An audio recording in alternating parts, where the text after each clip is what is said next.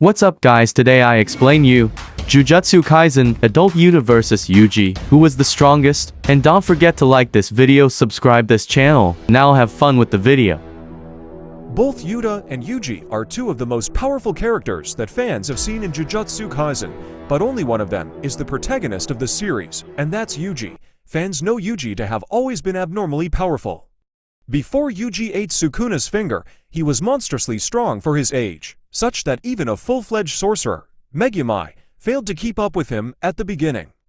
When he consumed Sukuna's finger, he only started getting stronger, and upon being trained by Gojo, and later down the line, the likes of Todo, Yuji's strength continued to grow.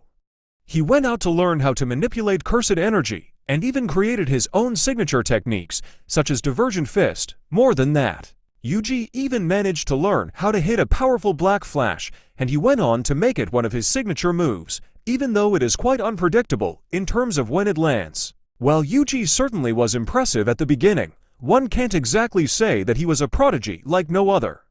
After all, Yuji did not even have an innate technique, or access to abilities like the Reverse Cursed technique, among other abilities. He was very limited in terms of what he could do and was, in many ways, a one-trick pony. This made Yuji quite a boring character. In fact, right up until the very end, fans can say that Yuji was quite plain in regards to how he fought when compared to the many exciting characters with immensely powerful cursed techniques in JJK. Although Yuji might have been a boring fighter, what fans can say for sure is that he certainly wasn't weak at the end of the series. He finally managed to tap into his true potential at the end. Specifically in the Shinjuku Showdown arc, he was able to fight Sukuna and keep up with him, which is certainly very impressive, to say the least.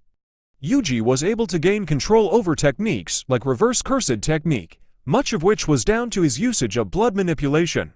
At the same time, after landing a powerful black flash on the King of Curses, he also awakened the Shrine Cursed technique, and it was truly a phenomenal ability for him to attain. With the power of Cleave and Dismantle, Yuji had essentially acquired Sukuna's ability. It is here that the author adds a very intriguing statement. Through your room, the author clearly goes on to state that Yuji shares a blood connection with Sukuna, and at the same time, having had the King of Curses live inside his body essentially means that he has the same potential as the King of Curses himself. This means that with his full power, Yuji should be as strong as the King of Curses. However, Yuji is not as innovative, and fans have already seen a glimpse of that in the story. Even at the very end of the series, Yuji was nowhere near Sukuna in terms of power, and he was certainly not as big a genius as the King of Curses. Regardless, Yuji would still go on to attain a very high level when in adulthood, and fans should be able to expect a sorcerer who has a fair shout for the position of the strongest. Yuta Okatsu is anything but a fighter with a straightforward ability, and is a bag full of tricks. Yuta has the power of Rika at his side, who is a powerful cursed spirit, known as the Queen of Curses.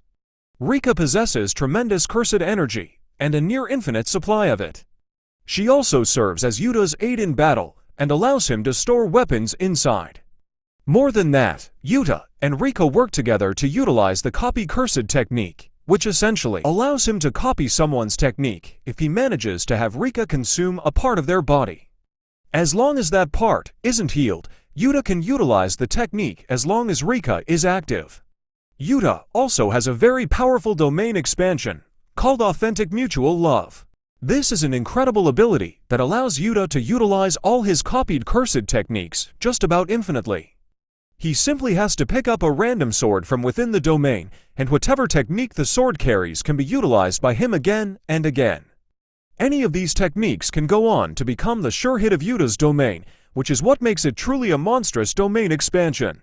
More than that, Yuta also carries blood ties to Gojo through Mishizane no Shugawara, and this essentially means that Yuta and Gojo have a certain similarity in terms of power, and that Yuta carries tremendous potential.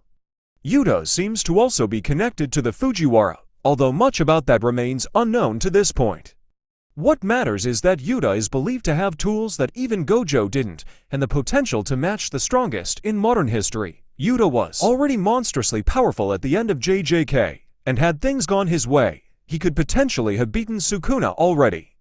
What's more, Yuta also spent some time in Gojo's body, which could have given him an even bigger boost, since he got to see how Gojo utilized his techniques and possibly incorporated the knowledge into his own. Into adulthood, both Yuta and Yuji would have hit their maximum power. By the year 2080, fans knew that Yuta was the acting head of Gojo clan, which essentially meant that he was one of the strongest around.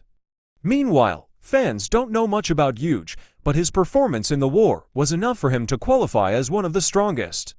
If Yuji went on to fulfill his potential, then he would be the next Sukuna, and someone on the same level. If Yuta went on to fulfill his potential, then he would be as strong as Gojo, if not stronger. Clearly, these two characters would be neck and neck at the end of JJK, but in terms of cursed techniques, it is likely that Yuta was the one with a larger bag of tricks.